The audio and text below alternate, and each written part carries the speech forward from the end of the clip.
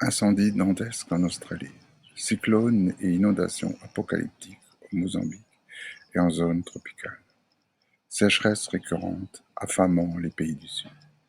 Les écosystèmes terrestres ne cessent aujourd'hui de se rappeler aux êtres humains. S'il ne fallait évoquer les milliers de morts causées par la pandémie mondiale du Covid-19, qui trouve sa genèse dans les déséquilibres biologiques du vivant et de sa biodiversité.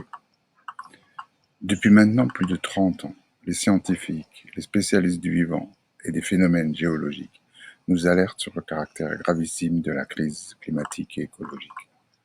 À ce titre, parmi les conclusions du premier rapport annuel de 2019, présenté par le Haut Conseil pour le climat, instance créée à la suite du mouvement des Gilets jaunes, on considère que pour aboutir à la neutralité carbone en 2050, terme imposé par la loi énergie-climat de 2019, les réformes en profondeur affectant tous les secteurs professionnels de la société française sont indispensables.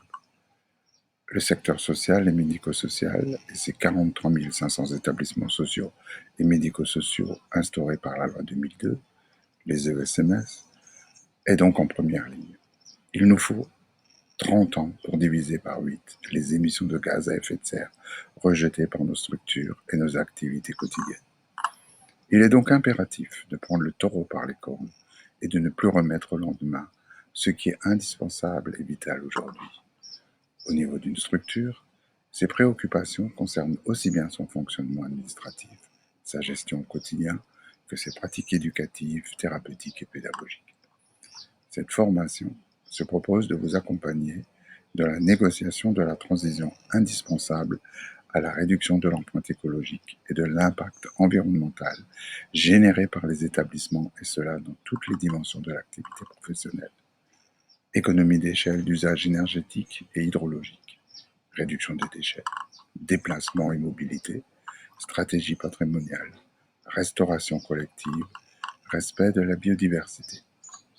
Dans mes précédentes expériences en qualité de cadre dirigeant, j'ai eu à cœur de mettre en œuvre des projets d'établissement qui s'appuyaient sur les enjeux climatiques et écologiques.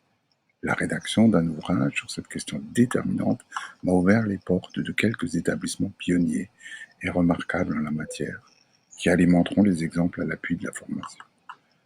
Diplômé d'un master de sociologie et titulaire de la fonction publique territoriale au grade de cadre, je m'appelle Dominique Grand-Georges et j'habite La Réunion. À bientôt.